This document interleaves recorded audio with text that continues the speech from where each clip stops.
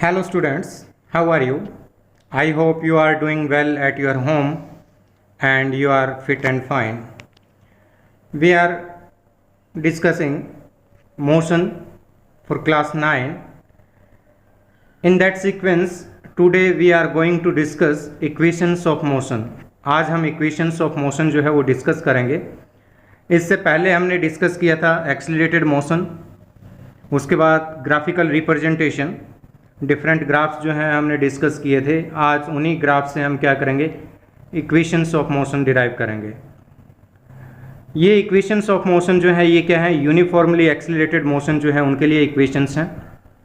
First equation of motion हम graph discuss कर चुके हैं. कौन सा graph? Velocity time graph for uniformly accelerated motion. For uniformly accelerated motion, the velocity time graph is a straight line, inclined straight line. Let time along x-axis, velocity along y-axis, O origin point. The graph is inclined straight line in which initial velocity not equals to 0. यहाँ हमने initial velocity जो है वो 0 नहीं ली है. Initial velocity जो है हम यहाँ क्या लेंगे, u लेंगे. We can use the velocity time graph to determine the acceleration of an object. ये हम प्रीवियस वीडियो लेसन में डिस्कस कर चुके हैं कि वेलोसिटी टाइम ग्राफ जो है उससे हम क्या डिटरमाइन कर सकते हैं, उस ऑब्जेक्ट का एक्सीलरेशन जो है वो कैलकुलेट कर सकते हैं. Take 2 times t1 and t2. t1 और t2 दो पर्टिकुलर टाइम ले रहे हैं हम इस पे. t1 पे जो ऑब्जेक्ट था उसकी वेलोसिटी क्या थी, a पॉइंट पे वो था और उसकी वेलोसिटी जो है वो कितनी थी, v1. At time t2 the velocity of the object v2. t2 time जो था उस पे उसकी वेलोसिटी क्या थी, v2 थी. It means the time interval t2 minus t1 and there is change in velocity from v1 to v2. कितना change हुआ, v2 minus v1 जो है ये क्या हुआ, चेंज इन वेलोसिटी है. ए बी सी हमारे पास यहाँ पे क्या है, राइट एंगल ट्राइंगल है. एक्सीलरेशन अगर हम कैलकुलेट करें then from this right angle triangle A equals to B C by A C. B C this distance, A C this distance. AC is equal to time interval t2 minus t1 and BC is equals to change in velocity which will be v2 minus v1. Then A equals to v2 minus v1 divided by t2 minus t1. When t1 equals to 0, initially अगर हमारे पास time क्या है, 0 है, at that instant the velocity of the object is equals to u. उस time उसकी velocity जो है वो किसके इक्वल है, u के इक्वल है. When time t2 equals to t, जब टाइम t2 t के इक्वल है, let velocity v2 equals to v. Means initial time 0, initial velocity u, when time t final velocity v. Then a equals to v minus u divided by t. अब इसको हम cross multiply करेंगे. at equals to V minus U हमारे पास था, a equals to V minus U divided by T. Then at equals to V minus you.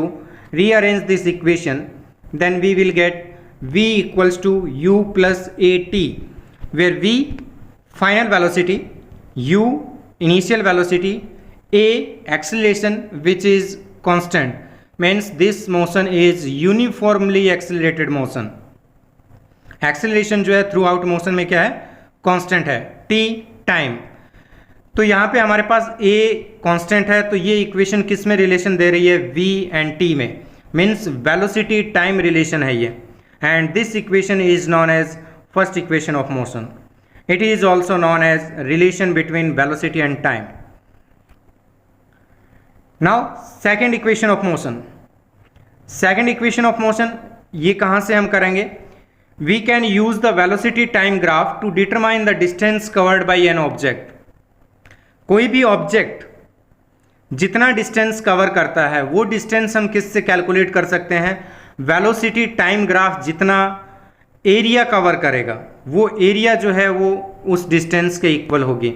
ये हम previous lesson, जो प्रीवियस हमारा चैप्टर था, वीडियो लेसन था, उसमें हम ग्राफिकल रिप्रेजेंटेशन जो हमने देखा उसमें डिस्कस कर चुके हैं। Along X axis time, along Y axis velocity, and velocity time graph वो for uniformly accelerated motion inclined straight line, and when time t1 equals to 0 then v1 equals to u। Initially जो velocity है object की वो कितनी है, u। when time t then velocity of the object v, t2 t के equal है। इस time पे वेलोसिटी जो है v2 वो किसके इक्वल है, v के इक्वल है। when time t1 0 velocity v1 u, when time t2 t, at that instant velocity v2 equals to v, that is final velocity।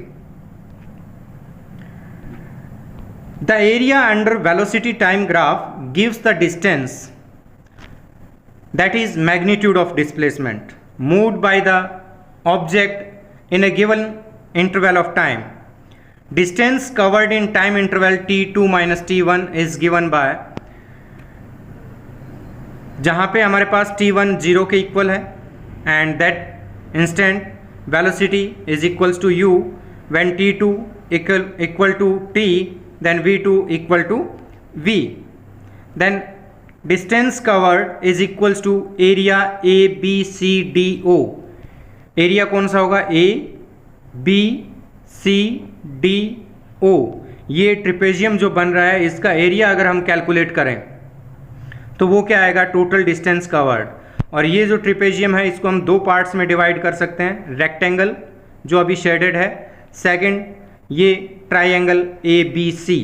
अगर हम दोनों का सेपरेट एरिया कैलकुलेट करें और उसका सम करें तो वो क्या आएगा, total area of trapezium A B C D O.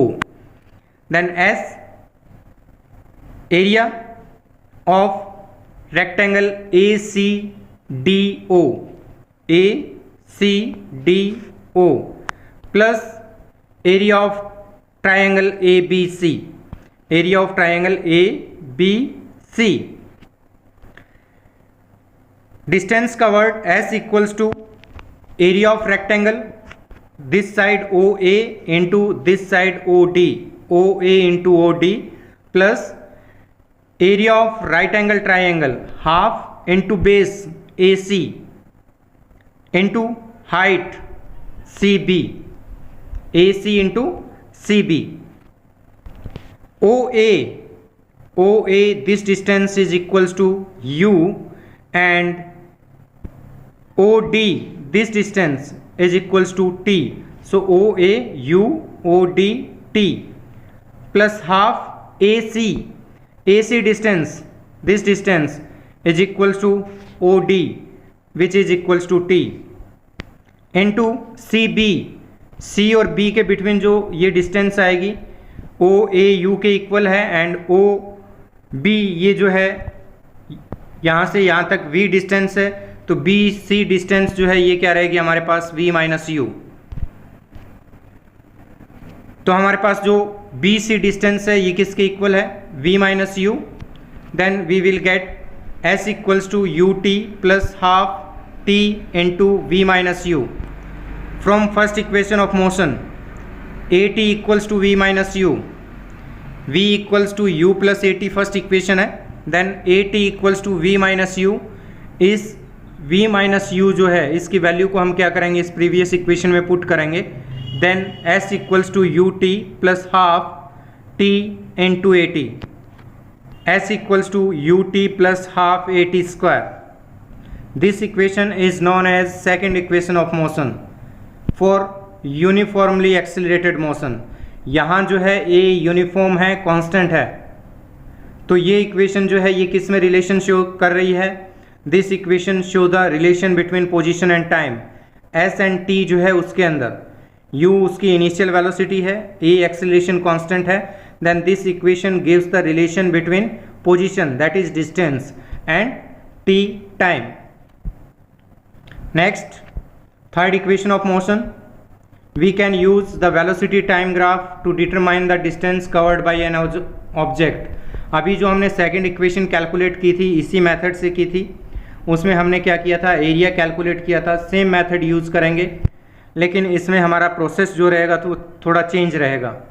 along x axis time, along y axis velocity, and velocity time graph for uniformly accelerated motion, inclined straight line. Initially when t 0, velocity u. When time t2 equals to t, at that time velocity equals to v.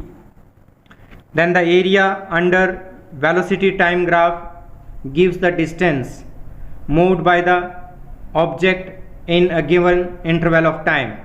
तो यहाँ पे हमारे पास जो area हमने calculate करना है distance measure करने के लिए, वो क्या आएगा, इस trapezium A B C D O, इसका एरिया कैलकुलेट करेंगे. So when t1 0, v1 u, t2 t, then v2 v. Distance covered is equals to area of trapezium a b c d o. अब हम यहाँ पे क्या करेंगे, इनको parts में डिवाइड करके एरिया कैलकुलेट नहीं करेंगे. अब हम क्या करेंगे, ट्रिपेजियम का जो फॉर्मूला है वो अप्लाई करेंगे.